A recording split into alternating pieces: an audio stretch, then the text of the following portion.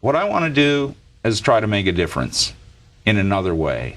I really think, and somewhere along the line this year, I figured out that, you know, I really can do something else. I have a lot of other interests, you know, and one of them is mechanical, and I look back at and technology and all of these things. I look at what's going on, and I go, you know, why can't I be one of the people who tries to do something to replace the type of transportation that we use? Well, you're deeply trying to do that. Yeah, definitely. You got this hybrid car. Yeah, that's what I'm trying to do, and I want to do that.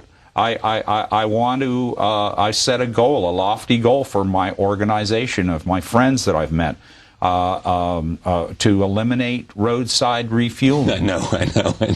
You know? Yeah.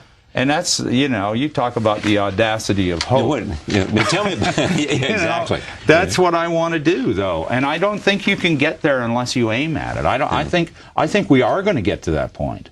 I think, you know, when you think about the world, there'll be no more service stations. No there may more be biofuels, but well, I don't even know about. I'm just not sure.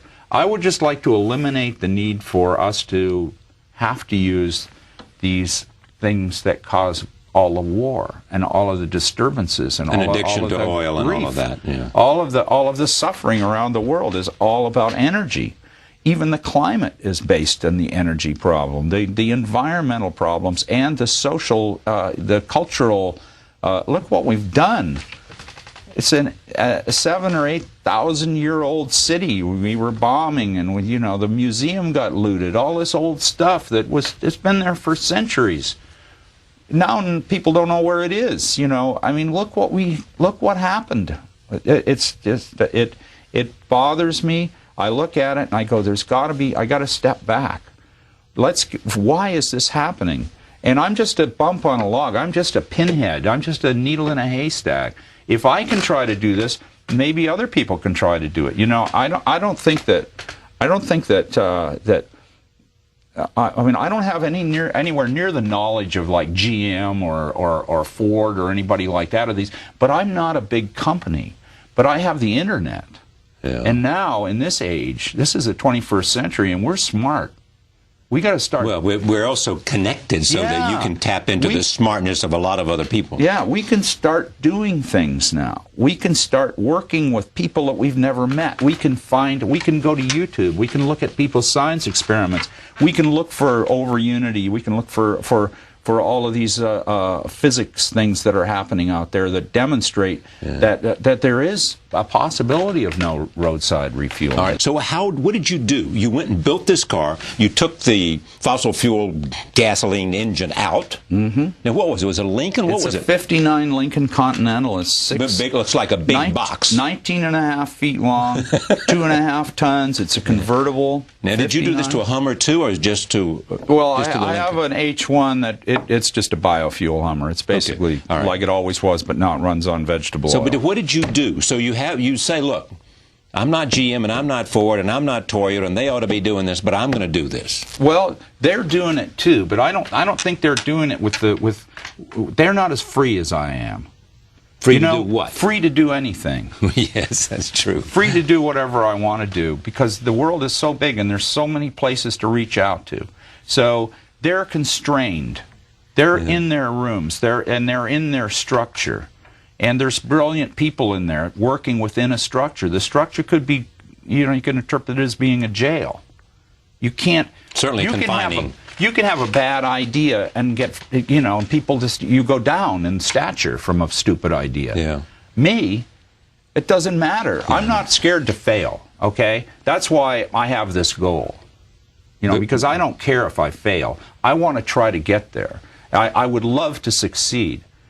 I would love to be able to do this. The goal is to eliminate roadside refueling. The goal is to build a car that creates its own fuel. And what's that and like? And to take that car home and plug it into your house and not take energy from the grid, but put energy into the grid. If everyone had cars like this, then it would be a distributed power system. We wouldn't have to have, power plants. We wouldn't have to have brownouts.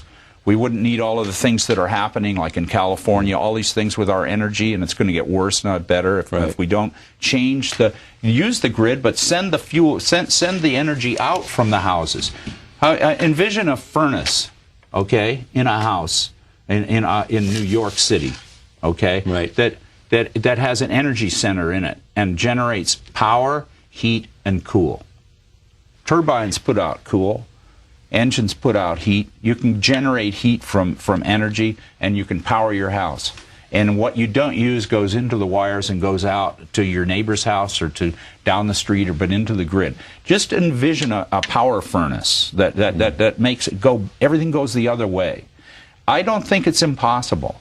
I think these things are possible. But you don't think it's possible because you read a lot and you have a lot of conversations about this, and you're able to, because you and Neil Young, they'll take your phone call. They will take my phone call. I know, that's the great thing about being a rock star. That's my power. Exactly. I'm using what I have with these people. I've got people in Denver. I've got people. There's a guy in Denver that's got a company, UQM, that's got electric motors that are fantastic electric motors. They're very strong, very efficient motors. And we have these electric cars, and all the companies now. You notice on TV how the oil companies are all talking about how they're green now. They're beyond petroleum. We're working on batteries. We're working on lithium. We've developed new things. Exxon has a new ad about I'm the guy at Exxon who's going to extend the life of batteries. Right. And you say to all that what? I say to all that, lithium is just like oil. It's the same thing. We're going to run out of lithium. You know why Priuses are behind? Because they can't get batteries. Yeah. Oh, that's the problem. That's why they don't build more of them, and that's why there's a limited supply. Yeah, and they're behind in their. But do you think that's the right to go? The Prius is the right way to go? I think it's direction. It's half and half. It's the beginning. Yeah.